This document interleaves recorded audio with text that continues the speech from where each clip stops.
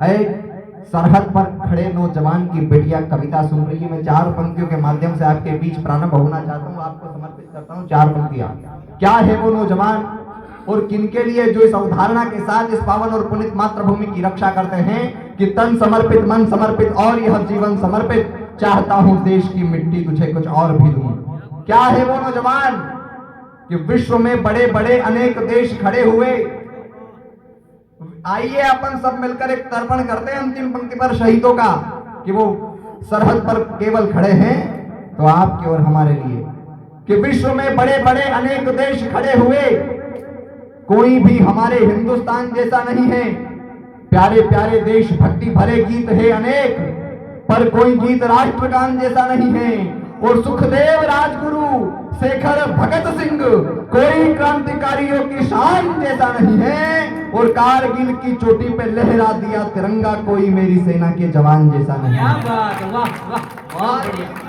लहरा दिया तिरंगा कोई मेरी सेना के जवान जैसा नहीं है। और क्यों नहीं है उनके जैसा कोई? पुलवामा का हमला होता है साहब, 5-5 फीट 7-7 फीट के नौजवान सेना में चयनित होते हैं। और क्या दृश्य रहा हो, अगर आपने भी वो दृश्य देखा हो 14 फरवरी के दिन, जिस दिन हिंदुस्तान ने 44 बेटे खोए हैं, आज मैं उन 44 बेटों का तर्पण करना चाहता हूं, अगर आपका आशीर्वाद मिले तो। क्या दृश्य रहा, हिंदुस्तान ने क्या देखा? आदरणीय मुकुंद मंत्र दादा की उपस्थिति हुई है और मैं चाहता हूं कि वो 2 मिनट मुझे भी सुन ले। कि वंदनीय वसुधा की वंदना में लीन होके 3 रंग जनगण मन वाली ताल में, अगर दृश्य आपके बीच रेखांकित कर दूं तो आपका समर्थन चाहता हूं कि वंदनीय वसुधा की वंदना में लीन होके जनगण मन 3 रंग वाली ताल में देशभक्ति भावना में लीन हो गया था लाल। ऐसा लाल भारती को मिले कई साल में, तो भारती की सेवा में वो हो गया बेहाल लाल। छंद लिखो उस पर हो गया निहाल में, और 7 फीट का विशाल लाल भारती का वह आ गया है बंद कर छोटे से रुमाल में, आ गया है बंद कर छोटे से रुमाल में। और यहाँ पर मेरी बहनें बैठी हुई है, वो छोटे से रुमाल में लिपट कर जब घर आया होगा और उसके 7 इंच के रुमाल में उसका खून का लोंदा रखा हुआ 7 फीट के लड़के का, उसके पास उसकी माँ गई होगी और माँ और बेटे के बीच में जो बातचीत हुई होगी, मैंने बस उसी बातचीत का काव्यांकन किया। अगर आपको लग जाए कि जो उसकी माँ ने कहा वो केवल हिंदुस्तानी माँ ही कह सकती है, तो मैं आपका समर्थन चाहता हूँ। क्या कहा उस माँ ने कि विदा हुआ भारती से भारती का एक लाल, आज फिर रक्त से ये भूमि लाल हो गई। तिरंगे में लिपट के आया माँ का वीर बेटा, देख कर बेटे को माता बेहाल हो गई कि कौन था वो कायर जो, क्या कहा उस माँ ने कि कौन था वो कायर जो छुप कर वार किया, कौन थी वो गोली बेटा तेरा काल हो गई। और मातृभू के कर्ज को उतार दिया लाल तूने, आज तेरी माँ भी तुझ पे निहाल हो गई। मातृभू के कर्ज को उतार दिया लाल तूने, आज तेरी माँ भी तुझ पे निहाल हो गई। और पुलवामा हमले के कुछ दिनों के बाद एक मेजर साहब की शहादत होती है, उनका नाम होता है मेजर चित्रेश बिष्ट। आप राजस्थान की शौर्य भूमि पर बैठे हुए हैं, 1 मिनट के लिए कल्पना करिए, वैसे तो सभी शहादत प्रणम्य होती है, मेजर चित्रेश बिष्ट साहब का 15 दिनों के बाद विवाह होने वाला था। आप और हम यहाँ कल्पना करिए कि जिस घर में विवाह हो और जिसका विवाह हो वो बेटा शहीद हो जाए, तो क्या बीती होगी उस माँ पर, क्या बीती होगी उस बहन पर, क्या बीती होगी उस वृद्ध पिता पर जो अपने बेटे को कांधे पर बिठाकर बाजार घुमाने ले जाता था, आज जो अपने बेटे को कांधे पर बिठाकर शमशान ले जा रहा है। क्यों हम उनकी शहादत को हर रात गाते हैं कवि सम्मेलनों में? क्या बलिदान है उनका कि जो भारत के लिए हिमालय की चोटी चढ़ जाते हैं, जो भारत के लिए हिमालय की चोटी चढ़ जाते हैं, लिए तिरंगा अपने हाथों यम से भी लड़ जाते हैं। ऐसे भी हैं जिनके घर शहनाई बजने वाली थी, अरमानों के भीतर भीतर डोली सजने वाली थी, आमंत्रण बढ़ चुके ब्याह की तैयारी भी पूरी थी, दुल्हन को आने में केवल 15 दिन की दूरी थी, तभी अचानक खबर मिली और भारी मातम छाया था, जिसको घोड़ी पर होना था लिपट तिरंगा आया था, जिसको घोड़ी पर होना था लिपट तिरंगा आया था। नहीं चढ़ सका वह घोड़ी पर, कविता उस शहीद को प्रणाम करने जा रही है, आप भी उस शहीद का तर्पण कीजिएगा कि नहीं चढ़ सका वह घोड़ी पर, बजी ना फिर शहनाई थी, मातृभूमि पर प्राण दिए, सीने पर गोली खाई थी, सो नमन कलम करती है उस शहीद बलिदानी को जिसने मरकर अमर कर दिया हिंदुस्तानी पानी को। बहुत बढ़िया, बहुत बढ़िया, क्या बात, वाह, बहुत बढ़िया भाई, बहुत अच्छा। जिसने मरकर अमर कर दिया हिंदुस्तानी पानी को। और आप और हम ये उत्सव और महोत्सव मना पा रहे हैं तो उन शहीदों की वजह से मना पा रहे हैं। 7.5 लाख प्राणों की आहुतियां दी इस देश ने, तब जाकर भारत आजाद हुआ। किसी फिल्म की जरूरत के लिए लिखा गया कि दे दी हमें आजादी बिना खड़ग बिना ढाल। 7.5 लाख लोगों ने आजादी के हवन कुंड में अपने प्राणों की आहुतियां दी और जिससे उस प्राणों की आहुतियों से जो चिंगारी निकली उससे इस हिंदुस्तान में ज्वालामुखी प्रकट हुई और उस ज्वालामुखी ने इस हिंदुस्तान को आजाद करवाया। क्या बलिदान रहा उनका और क्या क्या प्रताड़नाएं मिली उनको। वो चाहते तो आपकी और हमारी तरह वो भी आनंद में रह सकते थे कि फूलों वाली राह छोड़कर कांटों वाली राह चले, फूलों वाली राह छोड़कर कांटों वाली राह चले, सभी सुखों को त्याग के करने भारत की परवाह चले।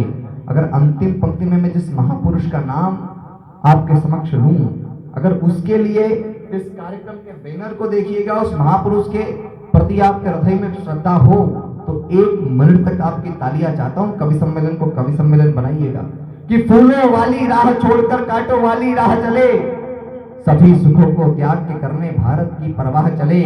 आजादी के हवन कुंड में निकले कुर्बानी देने, मुरझाए फूलों को निकले सेनानी पानी देने। सोते जगते उनका केवल आजादी का सपना था, उनको तो बस भारत माता की माला को जपना था। और क्या क्या प्रताड़नाएं मिली उनको कि उनको तो बस भारत माता की माला को जपना था। आजादी का नाम लिया तो जेल कराते थे गोरे, आजादी का नाम लिया तो जेल कराते थे गोरे, चौराहे पर सरेआम उनको पिटवाते थे गोरे, वंदे मातरम कहने पर नाखून नोचते थे गोरे, माता की जय कह दो तो फिर छुरा घोंपते थे गोरे।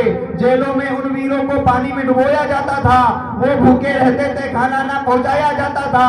इतना सब कुछ सहकर भी उन्होंने हार नहीं मानी, भारत माता को आजाद कराने की उन्होंने ठानी। भारत माता के बेटों से स्वयं काल डर जाता था, यम का दूध भी उनके सामने आकर के थर्राता था। और ताऊ मूंछ पर देकर आजादी की कसमें खाई थी, शेखर की पिस्टल ने अंग्रेजों की नींद उड़ाई। क्या बात कह दी, वाह भाई वाह, बहुत बढ़िया, बहुत अच्छा। अंग्रेजों की नींद उड़ाई थी। और आजादी का नाम लिया जाए और सरदार भगत सिंह को याद ना किया जाए तो आजादी की गाथा अधूरी सी लगती है। मैं 6 पंक्तियां सरदार भगत सिंह पर पढ़ना चाहता हूं। अगर भगत सिंह का चित्र आपके बीच रेखांकित कर दूं तो आपका समर्थन चाहता हूं। क्या किया भगत सिंह ने कि जैसे शिवगण वीर भद्र ने दक्ष यज्ञ विध्वंस किया, क्या उपमा दी, जैसे शिवगण वीर भद्र ने दक्ष यज्ञ विध्वंस किया, जैसे चामुंडा माता ने चंडमुंड संहार दिया, जैसे हनुमान जी ने तो अक्ष कुमार को मारा था, श्री राम ने खरदूषण को पल भर में संहारा था, जैसे जरासंध को भीम ने 2 हिस्सों में बांट दिया, जैसे शिशुपाल का मस्तक नारायण ने काट दिया, जैसे माता भद्रकाली असुरों के ऊपर छाई, भगत सिंह ने वैसे ही गोरों को धूल चटाई। क्या बात है, वाह भाई, बहुत अच्छी, बहुत क्या गजब उपमा दी। भगत सिंह ने वैसे ही गोरों को धूल चटाई और उन्होंने तो उनकी ड्यूटी पूरी कर दी। चंद्रशेखर आजाद, भगत सिंह, सुखदेव, राजगुरु, तमाम क्रांतिकारियों ने उन्होंने तो अपना कर्तव्य निभा दिया। अब आपका और हमारा क्या कर्तव्य है कि घना अंधेरा फैल रहा दिनकर की चिंता कर ले हम। आज कहां जा रहा है हमारा हिंदुस्तान? घना अंधेरा फैल रहा दिनकर की चिंता कर ले हम, बाहर की छोड़ें और कुछ दिन घर की चिंता कर ले हम। पतझड़ का प्रभाव भारी कैसे हरियाली लाएंगे, मझधार पड़ी है नाव हमारी कैसे पार लगाएंगे।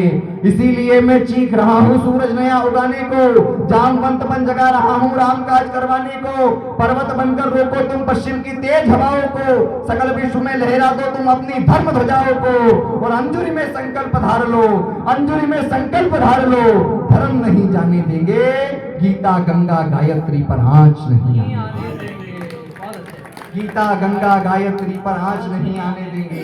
और क्या संकल्प लेना है अपनी अंजुरियों में आपको? आज संकल्प का पर्व है, कल से नवरात्र प्रारंभ हो रहे हैं। और अगर ठीक बात कहती हो तो आपका समर्थन चाहता हूं कि उठो युवाओ, उठो युवाओ, और लक्ष्य को साधो, और मुहूर्त यही है चंडी को आराधना।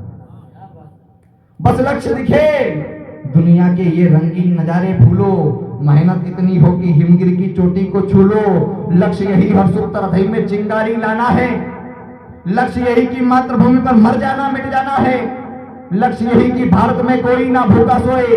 लक्ष्य यही कि माँ बहनें बेटियां कभी ना रोए। और लक्ष्य यही आधुनिक भारत पुनः शिखर पर जाए। और लक्ष्य यही कि बच्चा बच्चा वीर शिवा बन जाए। लक्ष्य यही कि बच्चा बच्चा वीर शिवा बन जाए। और कब बनेगा आपका बच्चा बच्चा वीर शिवाजी महाराणा प्रताप पृथ्वीराज चौहान? आपको अपना आदर्श चयन करना पड़ेगा। ये बॉलीवुड के स्टार हमारे आदर्श नहीं है। अगर पहली पंक्ति में या सभी तदीया ये कार्या ये बद्धा कटियम की परंपरा वाले लोग जो इदम राष्ट्राय इदम नमः की परंपरा से अपने घरों से निकलते हैं, अगर पहली पंक्ति मैंने ठीक कही हो तो आपका समर्थन चाहता हूं। आज के दिन उनका नाम लिया जाना चाहिए। किन पर हमें गर्व करना चाहिए और हम किन पर गर्व कर रहे हैं? आज के दिन एक बड़ा नाम लेना चाहता हूं आपके बीच कि करना है अगर गर्व तुम्हें तो सावरकर पर गर्व करो। करना है अगर गर्व तुम्हें तो सावरकर पर गर्व करो। आजादी की गाथा के अक्षर अक्षर पर गर्व करो। बंदा बैरागी की पावन परिपाटी पर गर्व करो। चेतक की टाप पर गर्व करो। हल्दी घाटी पर गर्व करो। गोरा बादल की रणभेरी शमशीरों पर गर्व करो। ये वीरों की भूमि है और तुम वीरों पर गर्व करो। गुरु गोविंद सिंह के बेटों के बलिदान पे गर्व करो। और सारे जहां से अच्छे अपने राजस्थान पे गर्व करो। बहुत बढ़िया, जय जय राजस्थान। सारे जहां से अच्छे अपने हिंदुस्तान पे गर्व करो। बहुत बढ़िया, बहुत अच्छा, बहुत सुंदर। सारे जहां से अपने राजस्थान पे गर्व करो। और दो पंक्तियां देता हूं कि तुम सूरज से तेजवान हो। इन पंक्तियों को सुनकर अगर आपके हृदय में अपने आप के लिए अभिमान जगे तो समर्थन चाहता हूं कि तुम सूरज से तेजवान हो। तुम सूरज से तेजवान हो। अंधकार से नहीं डरो। और करना है कर गर्व तुम्हें हिंदू होने पर गर्व करो। क्या बात। करना है कर गर्व तुम्हें हिंदू होने पर गर्व करो। इस देश में तमाम बदतमीजियां होती है। एक व्यक्ति आकर कहता है कि सनातन धर्म डेंगू है, मलेरिया है, इसको समाप्त कर देना चाहिए। क्या है मेरा धर्म जो पूरे विश्व को बंधुत्व की भावना से देखता है? क्या है कि कांधे पे जनेऊ और सिर पे शिखा बिराजे, भाल पे